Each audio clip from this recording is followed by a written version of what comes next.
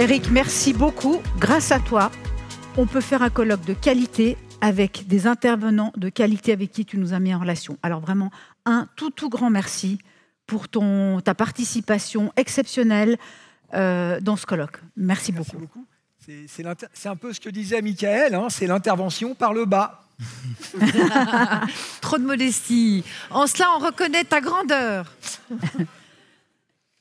Voilà, alors, le titre de la conférence d'Eric ce soir, « Et si le changement climatique était aussi une chance ?»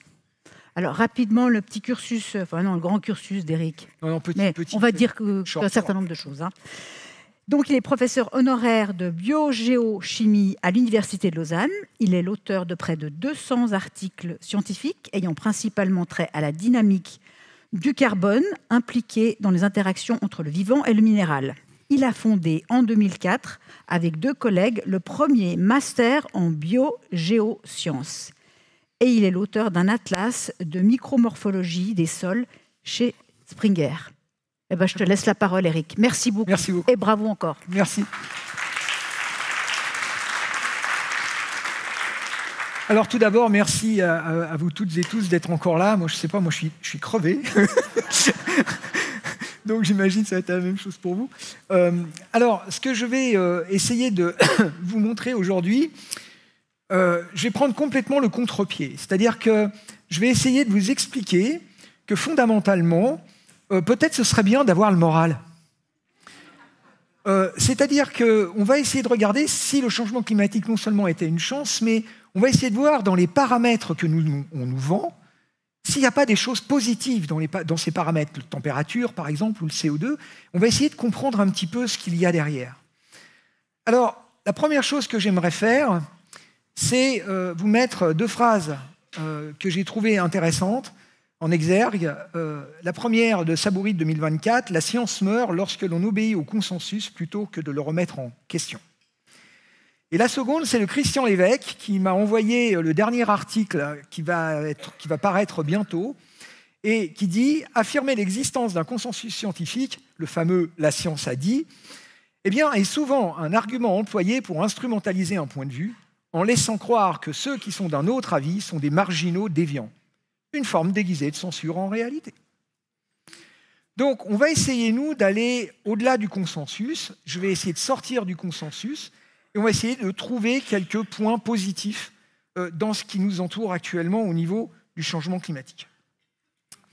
Alors, on a 3 points qui sont extrêmement médiatisés, qui sont négatifs, de ce qu'on appelle la crise climatique. Je voudrais dire une chose aussi, c'est tout ce que je vous dis maintenant n'engage que moi. Ça n'engage ni mon université, ni des collègues, quoi que ce soit, ça n'engage que moi. Alors, déjà, une première chose, ces points négatifs sont la hausse dangereuse des températures. J'ai mis dangereuse, évidemment, entre guillemets, 1,2 degré depuis 1850. L'extrême danger de la hausse du CO2 et l'augmentation des fameuses manifestations météorologiques extrêmes. Alors, déjà, Benoît nous a parlé un petit peu de ça, je reprendrai quelques points. Alors, regardons la hausse des températures. Et pour ça, je vais faire un peu de, on va dire, de nationalisme cantonal. Je vais vous parler de Neuchâtel. Alors, qu'est-ce qui se passe à Neuchâtel depuis 1950 du côté des températures? Eh bien, voici 2 courbes assez intéressantes. Vous avez en bas les années et vous avez sur l'axe qui va être donc l'axe qui est sur les températures en degrés. Vous avez 2 courbes et l'une est bleue et l'une est rouge. Celle qui est rouge, c'est la station de Neuchâtel, c'est la température moyenne annuelle. Et celle qui est en bleu, c'est la Suisse. C'est la Suisse plus 4,95 degrés. Et regardez comme elles se ressemblent. C'est-à-dire que quand vous étudiez Neuchâtel, vous avez une petite idée de ce qui se passe en Suisse. À 4,95 degrés près. Le coefficient de corrélation est assez élevé. Si vous voulez vous intéresser au coefficient de corrélation, on pourra en dire beaucoup. Mais en gros, ça varie entre -1 et 1. -1 et 1, ça veut dire que c'est très fortement corrélé ou anti-corrélé. Et 0, ça veut dire qu'il n'y a pas de relation. Alors, qu'est-ce qui se passe à Neuchâtel? Du coup, on va se dire, on va regarder. Et puis, on voit ça. Ça, c'est les températures maximales. Qu'est-ce que ça veut dire, les températures maximales? Eh bien, vous voyez, il y a des températures maximales qui peuvent être à -15 degrés. Bah oui, parce que les températures maximales, c'est la température qui est maximale pendant la journée, pendant 24 heures. Mais en hiver, il peut faire très froid et on peut ne pas dépasser moins 15 degrés. Donc ça, ce sont les températures maximales. Et vous avez compris que les dents de scie, c'est quoi? Hiver, été, hiver, été. Et je passe évidemment par le printemps et l'automne, donc pas de problème. Que nous disent ces températures maximales enregistrées depuis 1950 par Météo Suisse à Neuchâtel? Elles nous disent que l'écart moyen annuel maximum-minimum, donc il faudrait mettre les températures minimales aussi, et donc quand on fait cet écart, on est à 41,46 degrés en moyenne, c'est ce que vit en Neuchâtelois, entre la température la plus basse et la température la plus élevée au cours de l'année. Avec, vous voyez, un plus ou moins 6 degrés. En 1985, on a eu un écart de 50, c'était beaucoup, et en 77, seulement de 35. Vous voyez la variabilité? D'accord? Alors, on va reprendre cette courbe, et je vais faire quelque chose de terrible. Je vais retirer le changement climatique. Je vais retirer, en fait, le réchauffement. Et donc, on va voir ce qu'on aurait dû avoir sans le réchauffement. La courbe, elle est rouge. Elle est sur la bleue. Oh là là, ça fait peur, non? Vous voyez que ces deux courbes, qui sont l'une sur l'autre, se chevauchent incroyablement. Pourquoi? Eh bien parce que notre réchauffement climatique, il y a une technique mathématique pour essayer de l'extraire, le voilà. C'est la courbe que vous voyez en rouge qui fait des zigzags. En fait, c'est ça la tendance au réchauffement. Qu'est-ce que ça veut dire en termes de chiffres? Je vais vous le dire. Ça veut dire une augmentation depuis 1950 sur les températures maximales, vous êtes bien assis, de 0,29 degrés par décennie. Autrement dit, 0,029 degrés par an. Voilà ce qu'il en est pour les températures. Mais il y a bien quelque chose quand même qui est derrière, qui font monter un petit peu ces températures. Et puis j'ai eu une idée un petit peu saugrenue. Je suis retourné sur les données de Météo Suisse et j'ai regardé les heures d'ensoleillement. Et là, regardez ce qui se passe. Vous avez d'un côté, donc, en rouge, les températures maximales, et en bleu, vous avez l'insolation. Qu'est-ce que c'est que l'insolation? L'insolation, c'est les heures, en fait, les heures d'ensoleillement, où le rayonnement solaire est direct. Il n'y a pas de nuages, il n'y a rien, c'est le direct. Et regardez ce qui se passe. Vous êtes bien d'accord avec moi, ça se suit pas mal, d'ailleurs le coefficient est élevé. Et puis, à un moment donné, ça monte. Et les deux montent. Jusqu'à preuve du contraire, il me semble que le soleil ne fonctionne pas au diesel. Donc, il y a quelque chose qui se passe qui est complexe. Et de dire qu'il existe un bouton, et que ce bouton, c'est le CO2, et que c'est le seul qui règle le climat, me semble un raccourci extrêmement dangereux. Oui, ok, bon, c'est vrai, peut-être que... Oui, mais ça s'accélère. Que dit la RTS? Excellente source d'information. Le réchauffement climatique s'accélère entre entrer dans le 1,5 degré. Donc vous avez tous compris que le 1,5 degré, c'est évidemment depuis 1850. En moyenne, ces 5 prochaines années. Y a-t-il donc eu une accélération de ce réchauffement depuis les années 70? Et on retrouve la magnifique figure d'une façon un petit peu différente qu'avait donnée Benoît, à savoir donc cette courbe. Et évidemment, comme l'a dit aussi Benoît, on sort du petit âge glaciaire en 1850 et surtout, entre 1910 et 1945, eh bien, on voit que finalement, il y a eu un réchauffement qui a été à peu près de même amplitude. Et ça pose quand même un souci. Il faudrait essayer de comprendre pourquoi. Et là, la compréhension, elle est absolument nulle, on ne sait pas. Alors bon, y aurait-il donc une accélération à partir de la barre bleue, c'est-à-dire du réchauffement? Et là, on a de la chance, parce qu'il y a eu une étude qui a été publiée en 2024. Y a-t-il donc un réchauffement qui s'accélère? Y a-t-il une poussée? Eh bien, d'un point de vue statistique, l'étude a été faite sur 4 relevés de température de surface mondiale de façon extrêmement serrée entre 1850 et 2023.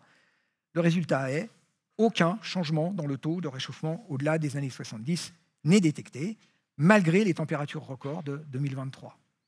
Il n'y a pas d'accélération. Désolé la RTS, je sais que vous êtes déçus.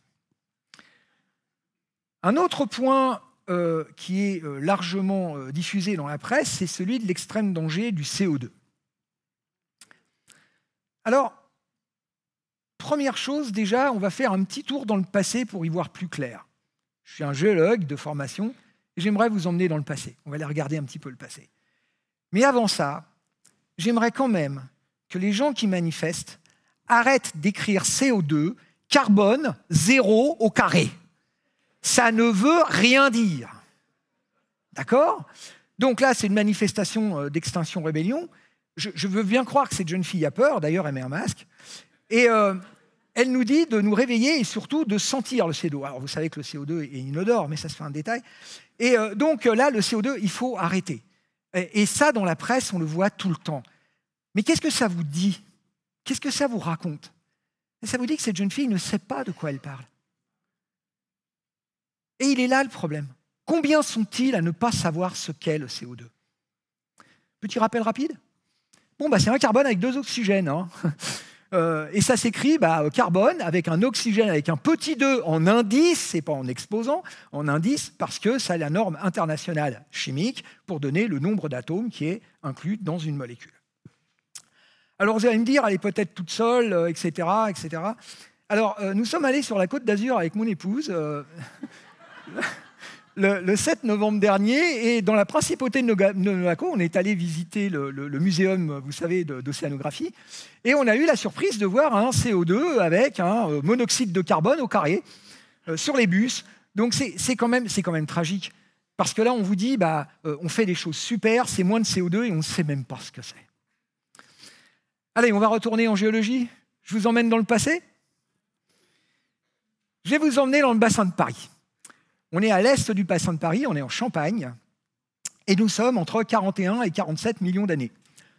Je sais, alors ça c'est le truc, toujours la même chose. Ouais, mais des millions d'années. Nous, ce qui nous intéresse, c'est ce qui se passe là, maintenant, sur quelques dizaines, centaines d'années. Alors oui, sauf que vous allez voir qu'on va pouvoir aller monter à ces échelles-là. Comment? Grâce à des coquillages. Ces coquillages s'appellent Campanile giganteum. Ce sont des coquillages, vous voyez l'échelle, en fait, en bas, là-bas, elle fait 20 cm. Ils sont comme ça. On n'en a pas eu depuis. D'accord? Ce sont des gastéropodes, donc ils s'enroulent. Ils vont croître au fur et à mesure du temps, et ça donne des grosses bestioles. Et ces grosses bestioles, vous voyez, elles sont vraiment concentrées à un endroit, sur ces plages qu'on avait à cette époque. Et ces plages, on sait maintenant, elles ont duré entre plusieurs centaines à quelques milliers d'années.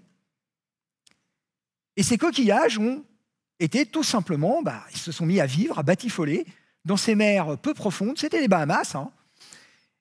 Et qu'est-ce qu'on a mesuré, nous? On a mesuré quelque chose de particulier qu'on appelle l'oxygène 18, qui est un isotope, avec lequel, vous savez quoi? On peut reconstruire les températures. Et donc, ce que vous avez ici, eh bien, c'est tout simplement... Alors, je ne sais pas si je peux utiliser... Vous voyez le point rouge? Ouais, super. Donc, vous avez ici 1 année, 2 années, 3 années, 4 années, 5 années, 6 années, 7 années. Cette bestiole, elle a vécu pendant 7 ans, avec les températures minimales en hiver, maximales en été, et là, les températures variaient en gros entre 19 et 29 degrés au cours de l'année. D'accord? Ces bestioles-là, on les a répétées. On en a fait plusieurs. Et sachant que ça représente 8 à 10 à 12 ans, on a eu des bestioles jusqu'à 14 ans, eh bien, vous avez ici un thermomètre qui est mis à un endroit pendant 10 ans, 12 ans, et donc, par conséquent, ce thermomètre enregistre véritablement la variation, en fait, au cours du temps. Bon, ok, c'est sympa, mais pourquoi il nous dit ça? En fait, ce qui s'est passé, c'est la chose suivante. C'est quand on regarde ce schéma ici, c'est un petit peu difficile à voir peut-être avec les problèmes de lumière, mais vous avez ici la période en question qui nous intéresse, et en gros, la plage, elle nous donne ça comme résultat. On avait 23 degrés, en gros, sur plusieurs moyennes au cours de ces centaines et milliers d'années, mais regardez la pression partielle en dioxyde de carbone. 1100 ppm. 1100. D'accord? 1100 ppm, c'est intéressant, parce que 1100 ppm, ça veut dire, 1, que c'est beaucoup, et puis 2, ça veut dire surtout qu'il y avait de la vie. Non seulement il y avait de la vie, mais si vous regardez ici cette reconstitution qui est celle du Lutétien, il n'y avait pas de glace au pôle. Pas de glace au pôle, de la vie, Bon, ok, mais peut-être que. Je vous rappelle que nous sommes ici. C'est-à-dire qu'on est dans la période où, en fait, on a le moins de CO2 dans l'atmosphère depuis les 70 dernières millions d'années, et on est dans des températures, on l'a dit déjà tout à l'heure, où on n'est pas super chaud. D'accord? Bon, ok, mais c'était terrible. Raté. On a l'un des plus beaux pics de diversité du tertiaire pendant cette période-là. La vie était parfaitement heureuse. Je vais ajouter que, 2, les océans ne se sont pas mis à bouillir, comme on l'a dit un certain secrétaire général de l'ONU. Et 3, comment voudriez-vous avoir les bestioles que vous avez vues avec toute la vie qui allait? Il fallait voir, sur 1 mètre carré qu'on a fouillé, on avait jusqu'à 50 espèces de coquillages différents. D'accord? Eh bien, où est-ce qu'elle est, l'acidification des océans? Pas d'acidification des océans. Voilà, donc, un point encore sur le CO2. Maintenant, les phénomènes météorologiques extrêmes. Alors, on va parler des incendies de forêt, des ouragans, et puis peut-être de quelques autres phénomènes. Mais une chose est sûre, c'est que j'ai mis cette table à jour, il y a quelques jours, où j'ai pu avoir les derniers chiffres en ce qui concernait le Canada, dont on a largement parlé l'an dernier. Et vous voyez, en bleu, ce que vous avez, ce sont les nombres de feux au cours des... c'est les aires brûlées au cours des années. Et ce que vous avez en rouge, c'est le nombre de feux. Et on voit que le nombre de feux diminue. Mais vous avez 2024 qui a été particulièrement dur. Il y a eu énormément d'aires brûlées. Mais sinon, vous voyez... 2023, pardon. Par contre, 2024, vous voyez, on revient à peu près. Si on fait les statistiques dessus, il n'y a pas de tendance. On n'a pas de péjoration du nombre d'incendies. Et vous allez me dire, peut-être que c'est en Europe. Raté encore. Parce que la tendance en Europe, là, c'est les données de Copernicus, qui est la base de données européenne. Eh bien, encore une fois, on est plutôt à la baisse. Maintenant, vous allez taper incendie de forêt, changement climatique, et vous allez voir le nombre de choses qui lient les deux et qui disent que ça va être de pire en pire. Cette image, vous l'avez vue tout à l'heure, c'est celle que Benoît a montrée sur les cyclones. On n'a pas de tendance sur l'énergie accumulée par les cyclones. La courbe ici s'arrête en 24 septembre 2024, mais vous avez vu qu'on a eu 2 nouveaux cyclones aux États-Unis. Donc je suis allé chercher ce que ça pouvait donner. Et voilà les données. Vous avez ici la courbe bleue foncée. C'est ce qu'on appelle la climatologie, c'est-à-dire en fait c'est la moyenne entre 1991 et 2020 de l'énergie accumulée par les cyclones. Et ce que vous avez en bleu clair, c'est l'année 2024. On est même en dessous de ce qui se passait entre la moyenne, on va dire, 91, 20. Or, on nous avait prédit que l'année 2024 serait terrible à cause de l'augmentation de température qu'il y a eu en 2023. Bien, ça c'est les faits naturels, mais qu'en est-il des désastres et des morts? Nous sommes des humains. Eh bien, quand vous regardez ici cette donnée de Our World in Data, vous voyez du côté gauche, vous avez 1900, et du côté droit, vous avez les années 2020. Et vous voyez que les bulles qui montrent le nombre de victimes par grandes catastrophes naturelles, on va retirer, je les ai mis en italique, les tremblements de terre et les volcans, parce que ça, on est dans un domaine qui échappe au climat. Eh bien, vous voyez ici que les bulles, au fur et à mesure du temps, diminuent. On a de moins en moins de victimes. Ouais, ok, mais ce serait mieux quand même de ramener ça au nombre d'habitants, parce qu'on est de plus en plus nombreux. Eh bien, regardez ce qui se passe. Si on ramène le nombre de décès par 100 000 habitants sur les désastres naturels depuis 1950, eh bien, la tendance est absolument claire. Donc, nous savons mieux nous protéger. Nous savons mieux nous protéger, nous savons mieux, en quelque sorte, prédire aussi s'il y a une catastrophe qui arrive et se mettre à l'abri. Donc, qu'est-ce que ça veut dire? Ça veut dire que, fondamentalement, ça suffit de dire qu'il y a toujours plus de catastrophes. Il faudrait dire aussi que nous savons de plus en plus nous en protéger. Il faut finir la phrase. Qu'en est-il au niveau des pertes mondiales? Alors ici, il s'agit d'une façon de le calculer qui est par rapport au PIB. Tout à l'heure, nous avons vu Benoît qui nous a dit c'est normal qu'il y a plus de dégâts parce qu'il y a plus de richesses. Donc on va ramener ça au PIB. C'est un excellent site que je vous conseille pour ceux qui pratiquent l'anglais, qui est celui de Roger Pilk Jr., qui est un type absolument brillantissime. Eh bien, vous voyez ici, là, c'est au niveau mondial. Qu'est-ce qui se passe? Depuis 1990, eh bien, la tendance est stagnante à légèrement en diminution. Je n'ai pas testé la pente. Mais en tout cas, il ne se passe pas, il n'y a pas de multiplication des dégâts. Et si on regarde chez nous, en Suisse, même constat. D'accord? Donc, alors qu'on augmente évidemment notre PIB. Alors, qu'est-ce que j'ai envie de vous dire après tout ça? Je sais, ce n'est pas politiquement correct, mais voilà, pas de panique. Pas de panique. Fondamentalement, on voit qu'on n'a pas véritablement de péjoration des catastrophes, on n'a pas non plus un indice en géologie qui nous montre que si on a plus de CO2, on va aller vers la catastrophe, et on n'a pas non plus des impacts au niveau de l'augmentation des températures qui soient terribles. Alors, comme j'étais un petit peu long, j'ai dû retirer quelques diapositives, mais je voulais vous mettre quelque chose sur les températures. Je vais juste vous le dire en quelques mots. Il y a eu un magnifique livre qui avait été publié il y a quelques années, qui s'appelait « Le journal d'un bourgeois sous la Révolution ». Et ce monsieur, ce bourgeois, en fait, c'est simplement un homme dans les années 1970, qui a retrouvé ses carnets et qui a retranscrit tous les carnets de ce brave bourgeois. Et il prenait la température sur son même thermomètre tous les jours, le matin, à la même heure. Et vous avez donc une banque de données incroyable. Eh bien, tenez-vous bien, sur les années, donc ça va à peu près de 1991 jusqu'à pratiquement 1996-97, la température à Paris a baissé par décennie, je vous parle là par, par année, de 0,39 degrés. Par année, pas par décennie. Oui, de 1700. J'ai dit 1900 1990, ah oui, ça serait un peu la Révolution française. 1790 à 1797, il était par là. Donc, il y a eu vraiment une baisse, et d'ailleurs, vous le savez tous, ce qui s'est passé, le général Hivert a terriblement frappé l'armée française. Ça a été vraiment, et là, vous imaginez ce qu'on aurait vu dans la presse, d'ailleurs, on l'a vu en partie dans les années 70, c'est qu'on allait vers une nouvelle glaciation. Alors maintenant, que s'est-il donc passé pendant ces 70 dernières années sous le réchauffement climatique ? Vous me permettrez encore une fois de vous donner quelques points positifs, parce qu'il y en a marre de voir les choses toujours sombres. Alors, première chose, augmentation spectaculaire de l'espérance de vie. Au niveau mondial, 46 ans en 1950, 72 ans en 2022. Et là, je ne vous parle pas de notre espérance de vie à nous, qui n'est pas toujours optimale, parce que souvent on vit plus vieux, mais plus malade. Là, je vous parle au niveau mondial. Recul spectaculaire de l'extrême pauvreté. Pour rappel, l'extrême pauvreté, vous vous souvenez, c'est moins de 2,15 $ par jour. D'accord ? 53% de la population mondiale en 1950.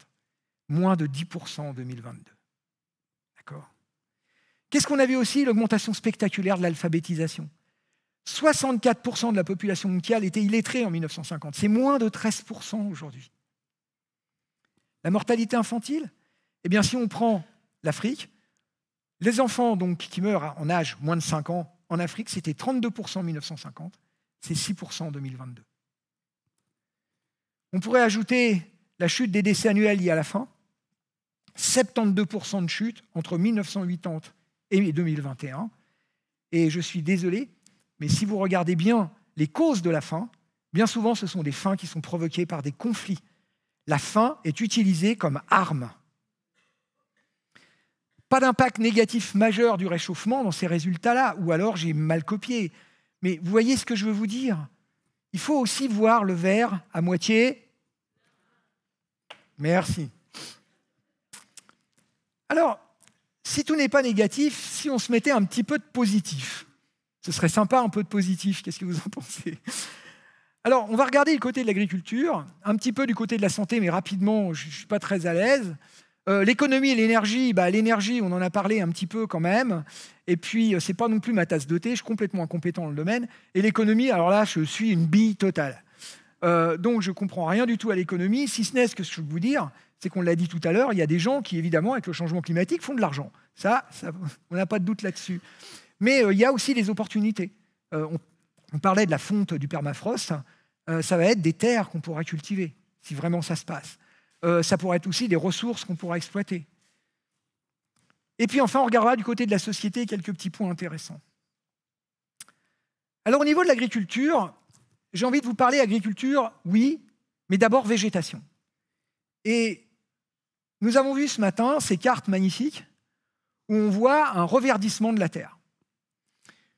Ce travail qui a été publié donc sur votre, sur votre gauche, le travail qui a été publié en 2020, avait pris différentes sources au niveau des satellites et a montré exactement dans les deux cas la même chose, à savoir une augmentation de l'espace foliaire. C'est quelque chose qui maintenant est ancré un petit peu dans les idées. Cette augmentation de la surface foliaire fait que, en gros, 55% des zones mondiales reverdissent, et reverdissent même à un rythme accéléré. Alors que 7%, un peu plus de 7%, ont des indices de brunissement, c'est-à-dire de déperdition en fait, de la végétation. Et puis, on constate bien évidemment, c'est la courbe que vous avez en haut, ce reverdissement qui se met en place, mais il y a une équipe qui a essayé de savoir pourquoi. Et donc, ils ont pris plusieurs indices pour essayer d'expliquer quelle est la raison pour laquelle il y avait ce reverdissement. Et c'est assez extraordinaire, cette image, on ne voit pas très bien les couleurs, mais je pense que vous devinez, il y a du rose, il y a du vert clair, vous devinez un petit peu? OK?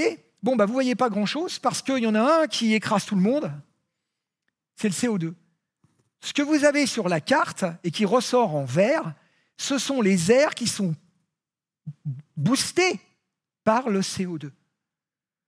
Donc le CO2, il ne faut pas l'oublier, ce n'est pas un poison, comme certains racontent, ce n'est pas un polluant, c'est la molécule de la vie. S'il n'y a pas de CO2, il n'y a pas de vie. D'accord ? Il en faut parce que tout simplement, c'est la nourriture des plantes. Alors,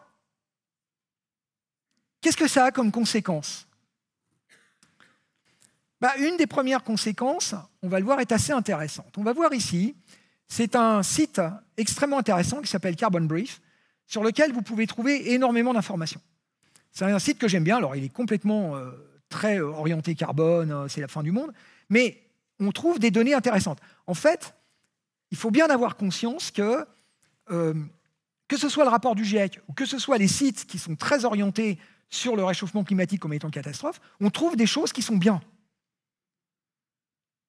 Ce que je vais vous dire par là, c'est que tout n'est pas noir et tout n'est pas blanc. Et on nous refuse aujourd'hui de vous apprendre à regarder des nuances de gris. Sauf sous forme de films tendancieux. Mais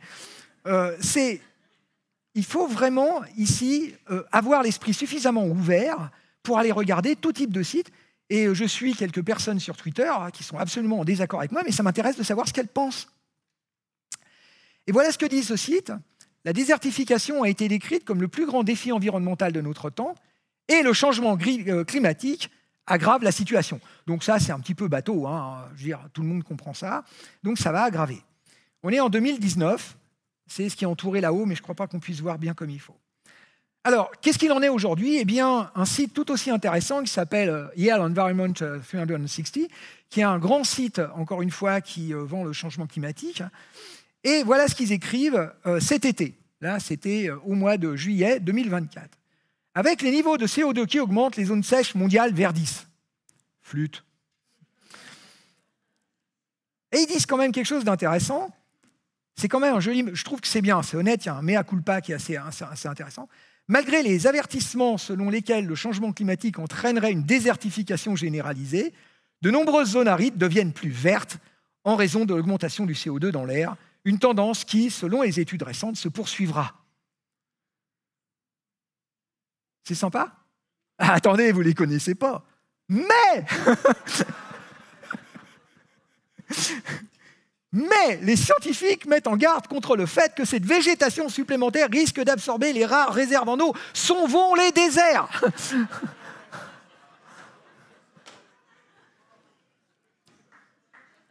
Donc on a...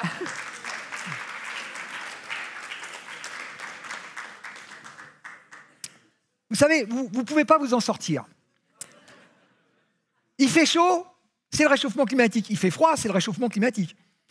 Il pleut, c'est le réchauffement climatique. On est en sécheresse, c'est le réchauffement climatique. Voilà, c'est ce qu'on appelle une hypothèse infalsifiable. Alors, qu'en est-il dans la réalité ? Et là, ce qui est intéressant, c'est qu'il y a une magnifique étude qui a été publiée dans une très grosse revue en 2023, qui s'est intéressé à l'une des zones les plus sensibles au niveau planétaire, qui est la zone sahélo-soudanienne. Donc, vous avez ici donc, cette grande zone qui part complètement à l'ouest du côté du Sénégal pour aller jusqu'à l'est, jusqu'à la Somalie.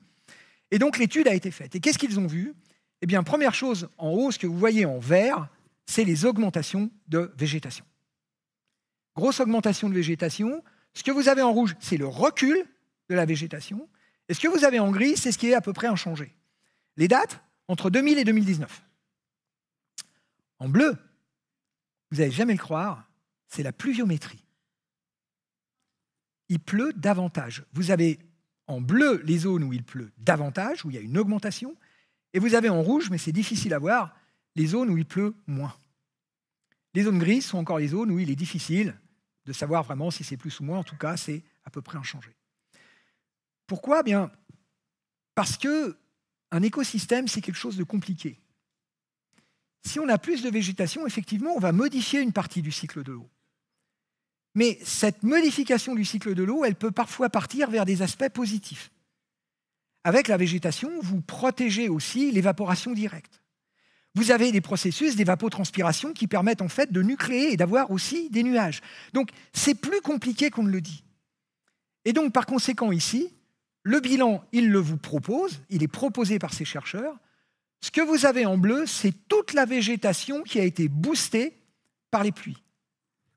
Ce que vous avez en vert, c'est toute la végétation qui a été boostée plutôt par ce qui n'est pas la pluie et qui est le CO2.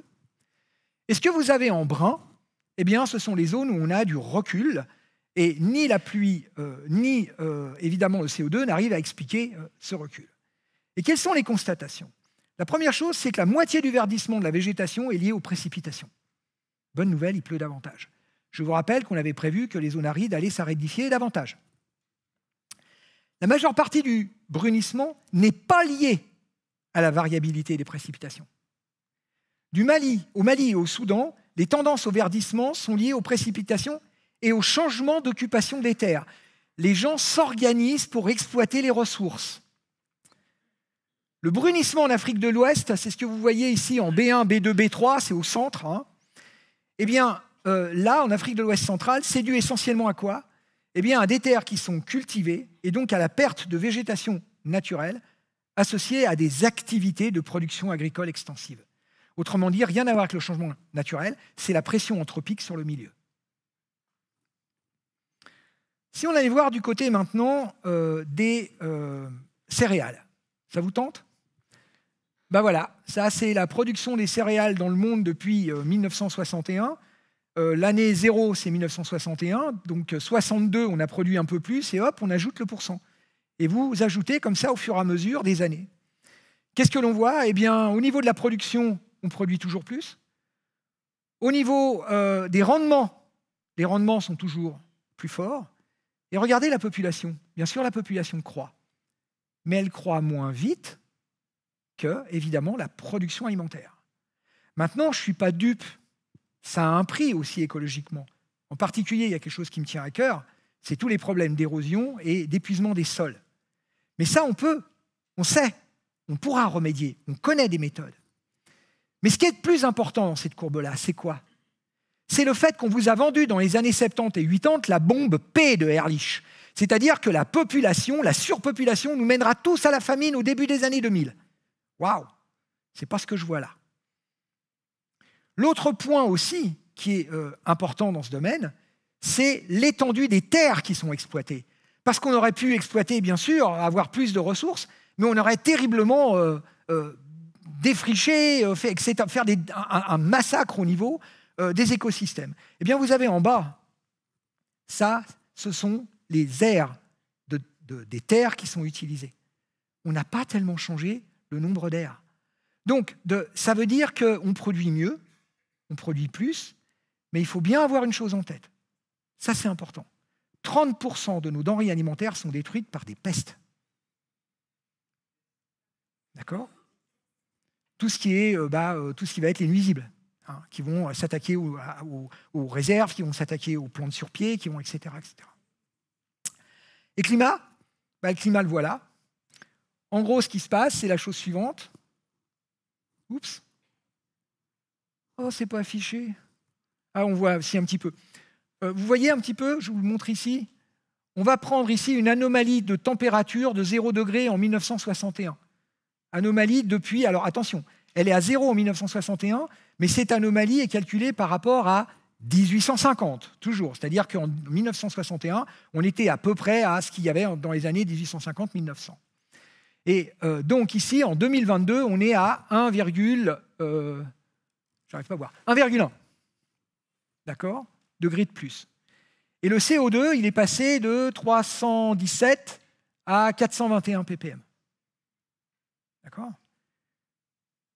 Cette flèche noire, elle est en train de vous montrer une catastrophe ? Je ne sais pas, moi je pose la question, naïvement. Allez, côté santé. Alors, côté santé, une étude tout à fait récente a fait une synthèse. Il faut aller sur ce site qui s'appelle Our World in Data. C'est un site merveilleux où vous avez énormément de données qui sont à votre disposition. C'est en anglais, mais vous pouvez toujours vous demander, vous savez, le traducteur automatique de votre page. Et là, vraiment, c'est super intéressant. Anna Ricci a fait une étude, elle a dit, voilà, on va regarder quelle est la part de mortalité attribuée aux températures suboptimales. Suboptimale, ça veut dire un peu trop froid ou un peu trop chaud, ou même beaucoup trop froid ou beaucoup trop chaud, entre 2000 et 2019. Et là, on regarde au niveau de la mortalité, c'est au niveau mondial. Et qu'est-ce que l'on voit ? Eh bien, d'abord, on voit des barres bleues. Sur les barres bleues, c'est avec les pourcentages de décès qui sont liés au froid. Et on voit des barres rouges. Les barres rouges, c'est les décès liés au chaud. Attention, pas au chaud, aux températures non optimales, c'est-à-dire vraiment la personne est décédée du fait qu'il y avait une température qui était beaucoup trop élevée. Et qu'est-ce qu'elle conclut ? Dans le monde, les décès dus au froid sont 9 fois plus nombreux que ceux liés à la chaleur. Dans aucune région du monde, ce rapport n'est inférieur à 3, et dans beaucoup d'autres, il est plus de 10 fois supérieur. Et cette phrase-là est terrible. Le froid est plus meurtrier que le chaud, même dans les régions les plus chaudes du monde. On est des animaux tropicaux, non ? D'où viennent nos ancêtres ? Donc vous voyez que là encore une fois, pourquoi insister, montrer les courbes de mortalité, d'accord, lorsqu'il y a une vague de chaleur, et ne pas dire ce qui se passe en hiver. D'accord ? J'ai écrit un petit papier qui a énervé un certain nombre de gens à la suite de la plainte qui avait été déposée, vous savez, par ces braves dames à la CEDH, à la Commission des droits de l'homme européenne. Et donc, elles nous ont dit, bah voilà, nous, on va souffrir de la chaleur. Mais madame, chez nous, c'est pas le chaud qui tue, c'est le froid. Donc, si on devait avoir 1-2 degrés de plus, peut-être pas non plus s'en priver, d'autant plus que, je pourrais faire toute une conférence là-dessus, ce sont les températures en fait froides qui ont tendance à remonter un peu, moins que les températures chaudes. Peut-être on vous a dit l'inverse. Donc ça, c'est vraiment intéressant. Mais non, il faut encore dire que tout est du côté du verre vide et pas du verre plein. Au niveau de la société, j'aimerais qu'on réfléchisse un petit peu sur ce qu'on a dit pratiquement toute la journée, à savoir quelles sont les priorités qu'on pourrait avoir pour l'espèce humaine. Et là, il y a une enquête qui a été faite, qui s'appelait We the People, qui a été faite par l'ONU. Pour une fois, ils font des bons trucs. 7 millions d'individus ont été interrogés de tout niveau socio-économique, de tout pays, de toute religion et de tout âge. Enfin, d'un âge où on comprenait la question. Et donc là, on a mis plusieurs choses. On a mis, par exemple, l'éducation, la santé, enfin, tout un tas de critères. Le changement climatique est en position extrêmement stratégique. C'est 2014. Alors, bien sûr, c'est quelque chose qui est quand même important parce que vous voyez que nous sommes, je suis désolé de le dire, ça ne fera peut-être pas plaisir à certains, mais nous sommes riches et européano-centrés. Le reste du monde voit, comme l'a dit l'évêque, la nature de façon très différente. Moi, j'aimerais demander à un écologiste urbain si ça l'intéresserait que je le mette tout nu dans la savane dans laquelle moi j'ai travaillé, par exemple au Botswana ou au Burkina, ou avec un couteau suisse. Je ne suis pas un sauvage. Je le laisse et je le laisse communier avec la nature. Et je reviens dans 1 an. Ça, c'est la vie de millions d'Africains.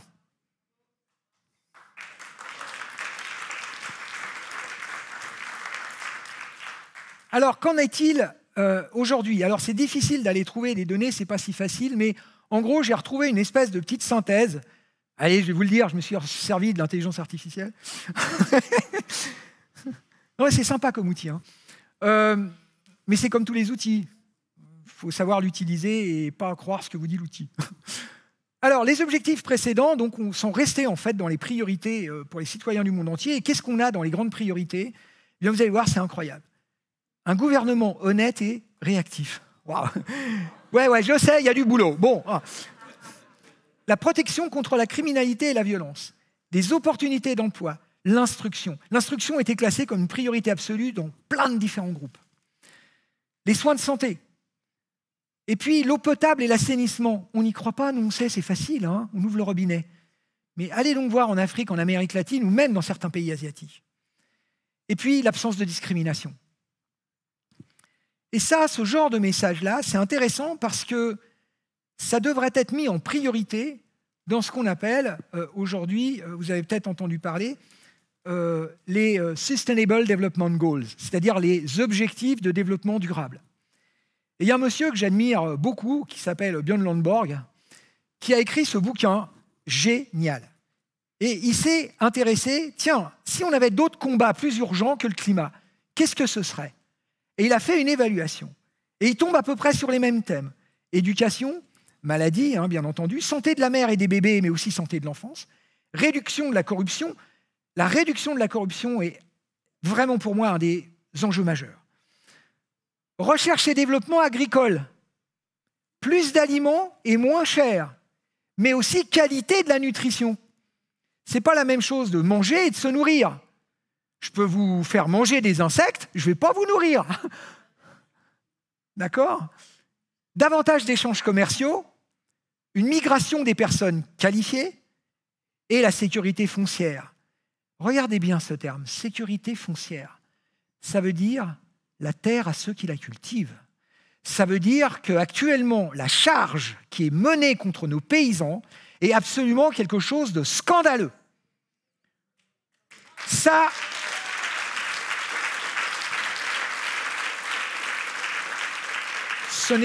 Ce n'est pas le moment d'en discuter maintenant, mais au nom, je vous le rappelle tout de même, au nom de quelque chose qui est faux, à savoir que l'agriculture est un polluant majeur en termes de CO2 et de méthane.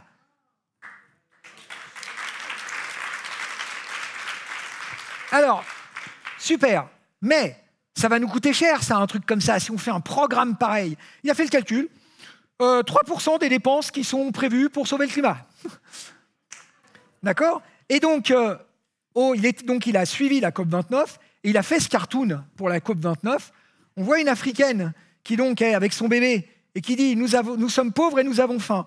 Et le bon technocrate, là, qui lui répond « Vous avez de la chance, nous venons juste de passer un accord climatique qui coûtera des milliers de milliards pour réduire la température mondiale de 0,02 degrés dans une centaine d'années. » Voilà où on en est. Alors, je ne suis pas dupe. Il y a des problèmes. Il y a beaucoup de choses à améliorer. Ne serait-ce que, j'ai discuté tout à l'heure avec une dame, tous les problèmes, on a des problèmes de pollution. On m'a dit, ah oui, vous êtes climato-sceptique, alors vous êtes pour la pollution. Ouais, vous êtes d'accord que vous aimez qu'il y ait du mercure dans votre saumon. Vous aimez bien les microplastiques dans votre salade, non? C'est-à-dire qu'on prend les gens pour des imbéciles. On pense parce qu'on n'est pas d'accord avec ça, alors que tout doit être groupé. Puis évidemment, vous imaginez, j'ai travaillé en Afrique, je vous montrerai mon carnet de vaccination, mais je suis un anti-vax. Bah oui, j'ai pas pris le dernier, le Covid, j'ai pas trouvé que c'était... Bon, mais vous voyez... Non, c'était pas une position de ma part. J'ai pris les stats et j'ai regardé. C'est tout. Bon. Donc, tout ça pour vous dire que on a des problèmes. Je suis en train de vous montrer que c'est à moitié plein parce que j'ai envie de vous remonter le moral. Et j'ai envie de remonter le moral à mes étudiants. Parce que nos gamins, ils n'ont pas tant le moral que ça. Et ça, c'est franchement, vraiment, je le pense très fortement, c'est quelque chose qui est, à mon sens, extrêmement irresponsable. On ne désespère pas la jeunesse. Alors, j'ai envie de finir par des questions. Je vais vous poser des questions, je vais vous proposer des questions qui sont des questions que vous devriez poser aux politiques. Mais vous allez voir qu'il est très difficile d'avoir réponse. Par exemple, on prétend que la Terre est en surchauffe. Quel est l'éventail de température moyenne correcte pour que la vie se développe et pourquoi? Je voudrais avoir une réponse, moi. Quel est le niveau de CO2 atmosphérique le plus approprié pour la vie sur Terre? Pourquoi ces valeurs sont-elles idéales? Essayez de trouver ça comme réponse.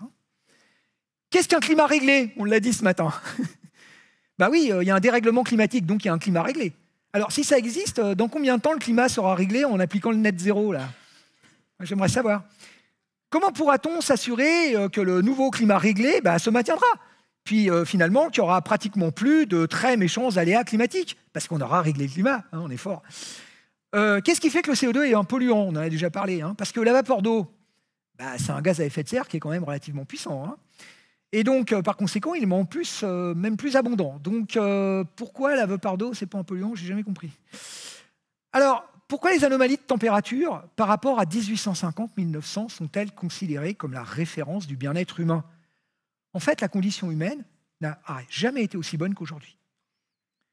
En quoi le climat de la fin du petit âge glaciaire, c'est-à-dire la période qui a été la plus froide quasiment depuis 10 000 ans, serait préférable à celle d'aujourd'hui? Et puis, en quoi le temps était-il plus clément du 15e au 19e siècle? Montrez-nous vos datas. Si la crise climatique est un péril mondial évident, pourquoi, par exemple, la Chine et l'Inde continuent-elles à émettre massivement du dioxyde de carbone? Et moi, j'ai une question plus sournoise. Est-ce que leurs scientifiques savent-ils des choses que nous, on ignore? Pourquoi s'opposer au déploiement de l'énergie nucléaire? C'est la technologie énergétique décarbonée la plus sûre, la plus durable, et puis elle est surtout la plus efficace et la moins néfaste environnementalement et stratégiquement. On a oublié de parler de stratégie aussi, que le solaire ou l'éolien, ce sont des catastrophes. Et puis si l'homme, alors ça c'est de la provocation, vous commencez à me connaître un peu, si l'homme est une nuisance pour la Terre, puisqu'il la détruit, pourquoi craindre que le changement climatique ne nous fasse tous disparaître? Ne serait-ce pas mieux pour la Terre?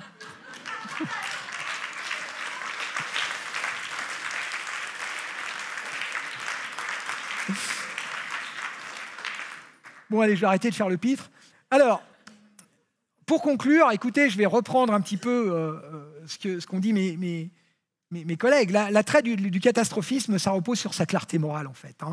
Bien qu'il prétende reposer sur la science, on l'a vu, son essence, elle n'est pas scientifique. C'est une position morale. Merci, Michael. Les principes du catastrophisme sont simples. La nature, elle est bonne, et sa profanation, c'est mauvais. Merci, Christian Lévesque. La crise climatique, ça ne se conjugue pas comme une question de thermodynamique. C'est une question de bien et de mal. On est d'accord, Jean-François? Benoît, vous êtes bien d'accord qu'il faut dénoncer l'idée que la planète nous punit parce qu'on lui fait du mal. Bref, si vous voulez arrêter les faits, vous devez arrêter la cause. C'est-à-dire qu'il faut stopper l'épanouissement de l'espèce humaine, coûte que coûte. Et d'avoir un discours comme ça, c'est grave. Le catastrophisme climatiste est pour moi essentiellement un anti-humanisme. Il est temps de l'ignorer et il est temps de s'adapter. On a eu le mot « s'adapter » en évaluant sereinement quels sont les risques et les bénéfices de ce faible réchauffement. Voilà, allez, tout n'est pas sombre et profitons de la vie. Merci à tous et toutes.